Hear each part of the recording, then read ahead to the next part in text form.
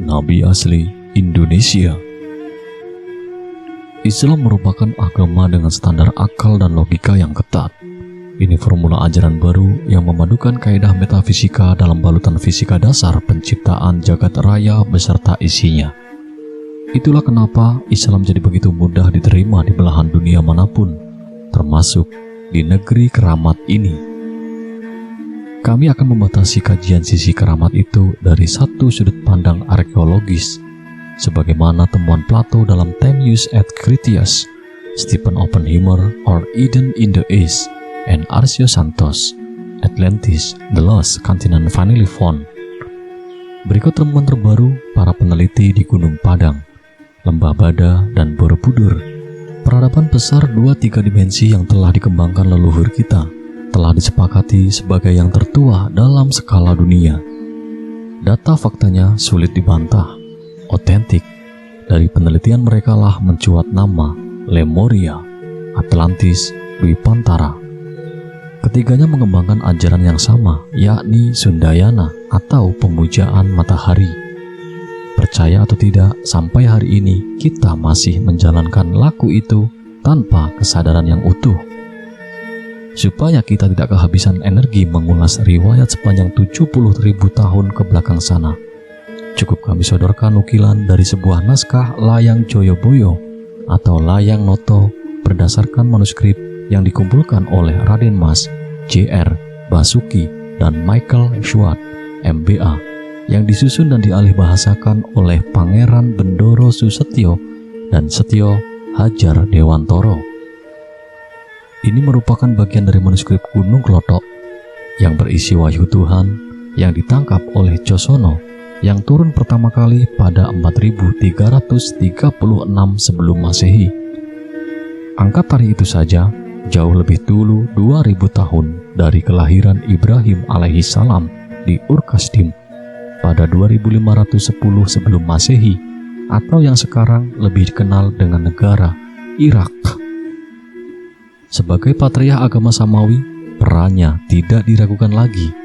Ia adalah pembawa ajaran tauhid bagi Yahudi, Kristen, dan Islam. Namanya yang tersusun dari dua kosakata Ibrani, yakni Ib dan Rahim, bisa diartikan dengan Bapa umat manusia yang penyayang. Menjadi wajar bila kemudian tiga agama Samawi itu punya kesamaan visi dalam ajarannya. Sebentar, kita tinggalkan Ibrahim di Ur-Kasdim. Kini kita menuju Makkah dan Madinah yang menjadi epicentrum ajaran Muhammad bin Abdullah. Islam yang ia bawa mendarat di sini nyaris sezaman dengan kehadirannya di dua kota suci itu, yaitu abad ke-6 Masehi. Mengacu pada visi besar Josono di atas, artinya kemapanan ajaran Sundayana kemudian mengalami perkawinan silang atau malah tergerus. Bagaimana cara membuktikannya? Mudah sekali. Dengan memahami laku keberagamaan dan kehidupan kita hari ini, masih dogmatis, doktriner, atau sebaliknya. Bentuk perkawinan mesra tersebut dapat kita temukan pada ajaran kaum sufi atau tasawuf atau teosofi, semisal Syekh Al-Akbar Muhyiddin, Ibnu Arabi, dan Maulana Jalaluddin Rumi. Dua mistikus besar Islam ini terkenal dengan teori emanasinya yang menyertakan matahari sebagai simbol puncak ketuhanan. Ajaran mereka selalu dikaitkan dengan Quran Surat An-Nur, yang artinya Allah pemberi cahaya kepada langit dan bumi. Ibnu Arabi menamakan teorinya ini dengan Wahdatul Wujud. Syekh Burhanpuri yang menganut ajaran itu dan masuk ke negeri Khatulistiwa menerangkannya dalam kitab Martabat 7, setali 3 uang saja, sama membahas perkara cahaya dan matahari. Sekarang, mari kita kembali pada Josono, sosok Rama Agung yang menyerap limpahan wahyu dan mencatatkannya dalam kitab Layang Soworo, Dana 1, berbunyi, Hono kang hanitahake Siti Pangalingan Jowo, Sumarengan jeng salir wose jejuluk Gusti. Sinuan Gusti kang saworo gesang, hanitahake saworo prawoso ngagesang Siti Pangalingan Jowo. Saking bayinat kang peteng, sanaliko Gusti sumalehake trawang lan benteh. Kang Gusti Cinanten tumuwuh, yang artinya ada yang menjadikan tanah pengingat Jawa beserta segala isinya yang dijuluki Gusti. Dialah Gusti yang merupakan permulaan hidup, menjadikan permulaan aturan kehidupan tanah pengingat Jawa. Dari keadaan yang gelap, seketika itu Gusti mengubahnya menjadi terang dan nyata. Apa yang Gusti ucapkan bertumbuh. Jawa yang dimaksud dalam teks itu jelas bukan sekedar suku atau pulau dalam terminologi kita sekarang.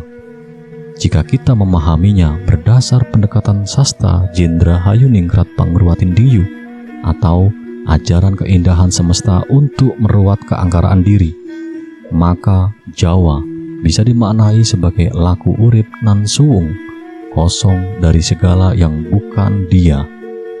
Jadi tanah Jawa adalah tempat terbaik bagi manusia untuk mengolah dirinya bersama Sang Hyang Tunggal. Nukilan dari wahyu di atas berkenaan dengan semesta raya dan isinya. Ada juga yang bertalian dengan manusia dan peri kehidupannya dalam layang Joyoboyo. Supaya sira warang Jawa bisa piwaneh pangerten marang tumitah Jawa uga tumitah liyane ing karasuh kiye. Supaya sakabehing tumitah bisa jumbuh marang Gusti. Mula kang tenggil puroso, kang tan kena kinaya ngapa. Hananging jalma tumitah kiyu wangkal marang Gusti, kang paring urip lan patine kabeh tumitah. Kiye wahono Gusti.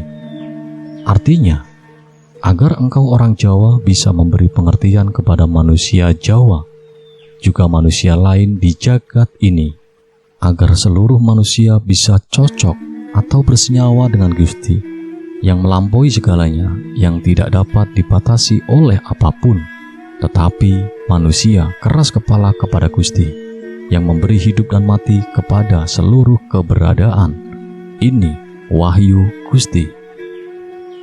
Berpegang pada hadis Nabi Muhammad SAW yang mengatakan bahwa ada 124.000 nabi dan rasul yang tak tercatat dalam Al-Quran, maka Josono sangat layak kita dapuk menjadi nabi pada zamannya, pada era Atlantis. Amatilah wahyu yang diterima Josono dengan Al-Quran dalam Islam. Sejatinya sama belaka, bicara tentang perintah bagi manusia agar menjadi wakil Tuhan sebagai penyebar rahmat bagi jagat alit, jagat gede, dan maha jagat. Tuntutan kita sekarang ialah mengajari diri sendiri tentang betapa indahnya belajar dalam hidup, dan hidup yang selalu dalam kondisi belajar.